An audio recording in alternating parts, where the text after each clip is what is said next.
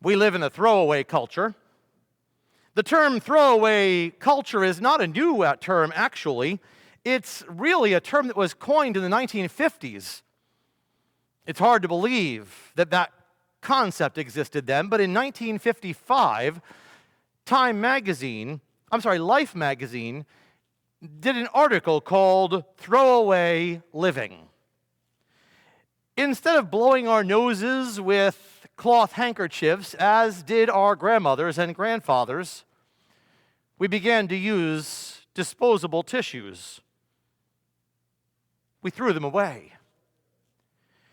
We began to use Pampers to diaper our baby's bottom, and then we just threw them out. The Pampers, not the babies.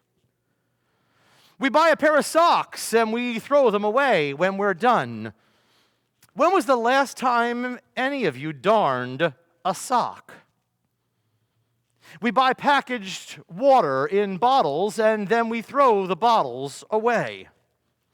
We buy small and large appliances, and when they break down, we buy new ones and we throw them away. We buy TVs, we throw them away. We buy computers, we throw them away. In an era long past, we used to have something called the repair shop. Do you remember repair shops? Every town had one. In the very famous Andy Griffith show in Mayberry, Emmett's Fix-It shop existed, and that's where Emmett fixed everything from radios to TVs to all sorts of things that anyone would bring in, and Emmett would fix it. These shops have, for the most part, disappeared.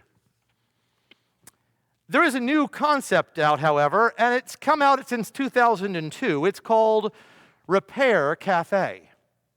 Repair cafes started in Amsterdam in 2002, and now there are 1,300 of them worldwide, one of which is in Maryland. Visitors may go to a repair cafe, bring their items from home, and have them repaired or repair them themselves. A repair cafe will have all of the tools you need to sew, to fix, to solder, general do-it-yourself repairs that you might have a need for in your home. There are volunteers at the repair cafe who might be able to help you. And if they can't, they'll use the internet to try to find a solution. Or they'll tell you when someone will be there and you can come back, and that person can help fix this or that. If you don't have anything to repair, you can go to the repair cafe and enjoy a cup of coffee or tea. And you may, in turn, also be able to help someone else who needs to have something repaired. Maybe you don't, but maybe you know what they need to fix. Anyway, here's why we mention the repair cafe movement tonight. We throw away more clocks, lamps, and diapers these days than ever. But we also throw away friendships, values, traditions, manners, decency, just plain old common sense. Some might say we've thrown away our souls in pursuit of our own success. We've sold our values. We've sold our morals because it suits the need and whim of the moment. Whatever you want to call it, we need to stop. And that's what tonight is really about. You see, David wrote Psalm 51, at least tradition tells us David did. David was a broken king. He threw away the laws of God. He threw away the sanctity of his marriage bond. He threw away his self-respect. He threw away a woman's honor and reputation. He threw away a man's life as he had her husband Uriah killed. He recklessly and carelessly threw away everything God had planned for his life because it suited him in that moment. Psalm 51 is the story of a man whose life was ruined. But he knew that God was a God of repair. That's what this Lenten journey is all about, you know. It's about knowing a God who can fix whatever it is that we've broken or that others have broken in us. What does it need? Nothing. It costs nothing for God to fix David except one thing and one thing only: the understanding that something was broken. Psalm 51 is David's idea of saying to God, I am broken. Look what I've done to my life. I need you. Change me, help me, heal me, restore me, fix me.